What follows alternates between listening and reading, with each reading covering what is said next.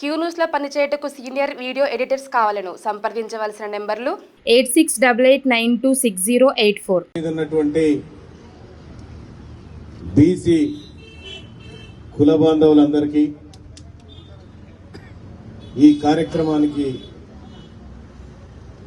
కర్మకర్తగా ఉన్నటువంటి వ్యక్తులందరికీ, సోదరులకు, అలాగే మీడియా మిత్రులందరికీ పేరు పేరున నమస్కారం తెలియజేస్తా ఉన్నా.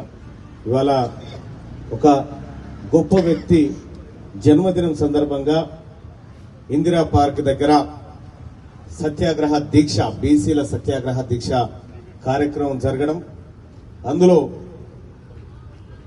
ఏ ఆహ్వానం లేకపోయినప్పటికీ అందరూ రావడం, ఇది బీసీల్లో వచ్చినటువంటి చైతన్యానికి ఒక ప్రతిరూపం లెక్క కనిపిస్తా ఉంది.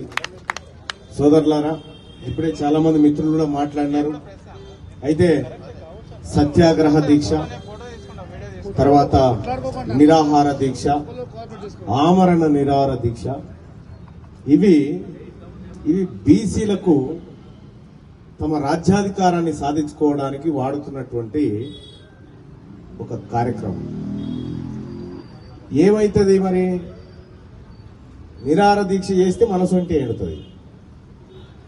బాగా తిని యుద్ధానికి పోదాం పరి.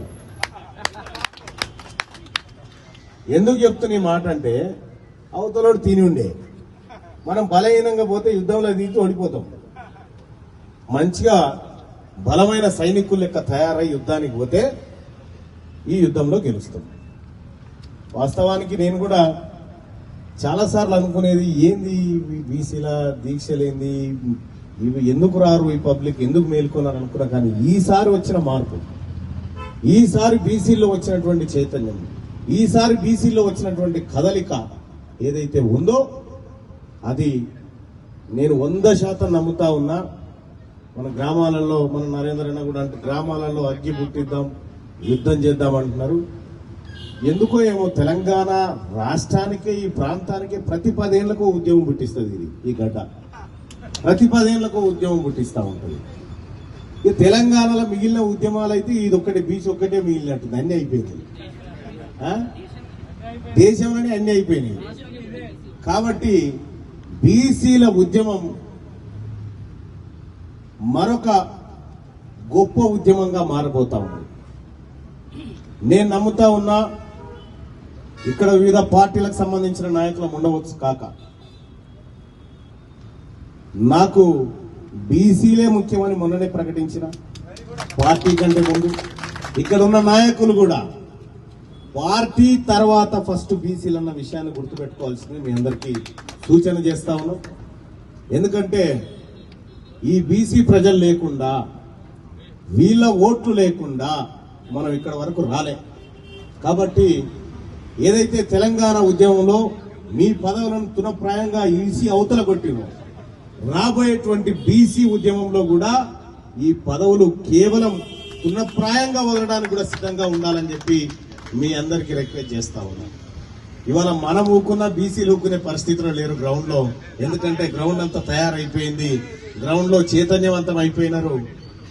ఎక్కడ చూసినా బీసీ సమాజం పైన చర్చ జరుగుతూ ఉంది. ఏం జరుగుతుంది అనేటువంటి అంశం మీద ఒక చర్చ జరుగుతూ ఉంది. సో ఈ వేదిక నుంచి కూడా కాంగ్రెస్ పార్టీ అధినాయకుడు రాహుల్ గాంధీ గారు 42% రిజర్వేషన్ ప్లస్ బీసీల కులగణన చేపడతామనేటువంటి కామారెడ్డి డిక్లరేషన్ ఏదైతే ఉందో, కాంగ్రెస్ పార్టీ ఆ మాట కట్టుబడి ఉంటుంది, ఉండి తీరాల్సిందే. అలాగే కాంగ్రెస్ పార్టీ తన స్టాండ్ ను కామారెడ్డి డిక్లరేషన్ రూపంలో తీసుకొచ్చిన విధంగా అటు భారతీయ జనతా పార్టీ గాని, ఇటు బీఆర్ఎస్ పార్టీ గాని తమ అధినాయకత్వాల చేత ఈ స్టాండ్ ను బయటికి తీసుకురావాల్సినటువంటి ఆవశ్యకత ఏర్పడ్డది. వాళ్ళ మీద మీరంతా కూడా ఒత్తిడి పెట్టాల్సినటువంటి సమయం ఆసన్నమైంది. ఎస్, కాంగ్రెస్ పార్టీ బీసీలకు అన్యాయం చేస్తుందని తెలిస్తే మొదటగా వ్యతిరేకించి నోరెత్తేది, గొంతెత్తేది తీన్మార్ మల్లన్ననే. అలాగే బీఆర్ఎస్ పార్టీ గాని, లెఫ్ట్ పార్టీలు గాని, ఇంకా ఏ పార్టీ అయినా సరే ఆ పార్టీ అధినాయకత్వాలు వాళ్ళ స్టాండ్ ను బయట పెట్టాల్సిందే. వాళ్ళ వ్యూహం ఏందో చెప్పాల్సిందే బీసీల పట్ల. ఇది ఈ సత్యాగ్రహ దీక్ష ద్వారా మేము అడుగుతున్నటువంటి మాట. ఇంకంతేకాదు, మొన్న మేమంతా మన ఓబీసీ స్టూడెంట్ ఆర్గనైజేషన్ మీటింగ్ కోసం నేను, కృష్ణన్న, తర్వాత మన సీనన్న అందరం కలిసి ఢిల్లీకి పోయినాం.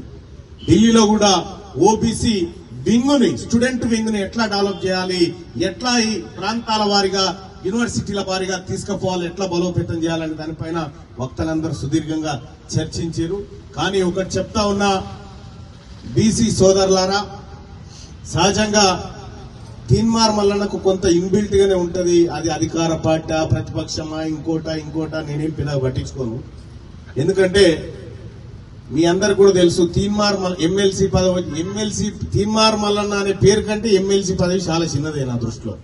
కాబట్టి తీన్మార్ మల్లన్న అనే పదాన్ని, ఆ మనిషిని తయారు చేసినటువంటి సమాజమే ఇలా సంక్షోభంలో ఉంటే మల్లన్నకు ఎమ్మెల్సీ పదవి కొత్త పేద కిరీటం ఏం కాదు, కాబోదు కూడా అని చెప్పి తెలియజేస్తా ఉన్నా.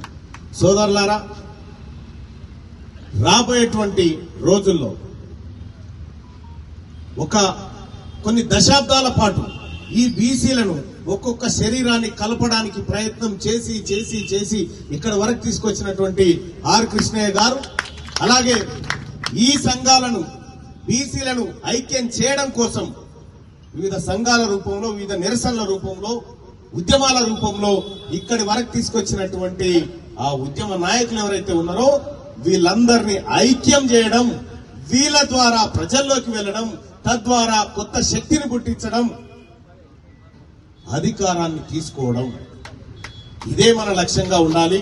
అలాగే మన ప్రజల కోసం మనము ఒకటైతే గుర్తుపెట్టుకోవాలి, వేదిక మీద ఉన్నోళ్ళు కానీ కింద ఉన్నోళ్ళు కానీ, మల్ల జన్మ లేదు, ఏమైనా చేస్తే ఇప్పుడే మనోళ్ళ కోసం.